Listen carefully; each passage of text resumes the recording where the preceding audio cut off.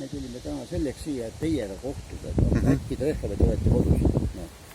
Sest et mina pean teid seda teie koduks, sellepärast, et te olete omanik olnud selle majal, eks no, nii.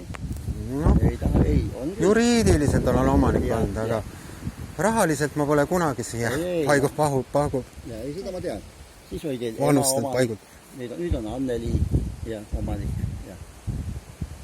Anneli Torm on omanik. Nüüd. Ei kommenteeri. No, mina, ei, ma tean seda. No. Ei tea täpselt, aga olgu. Tean küll täpselt, väga täpselt tean ka. Ja, mine vaata üle.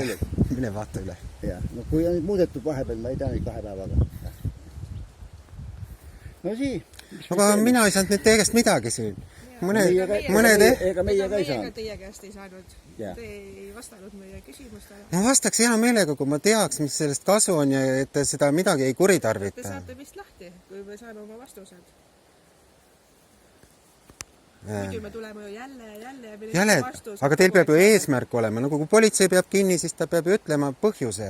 No meie eesmärk ongi esiteks saada aru, kas te siin elate. Kui te siin elate, siis me peame teiega tegelema, sest ja ma elan siin. Nii, ja antud hetkel ma elan siin. Paar tundi vähemalt täna ma elan veel siin. Ja.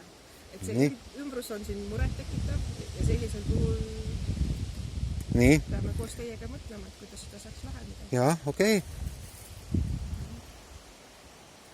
Mul oleks tumeveebist mingeid asju vaja vaadata, mida tavalised otsingud ei näita, et kas te selles osas saate mind aidata? Eks ei saa isegi ei tea, mis see tumeveeb on.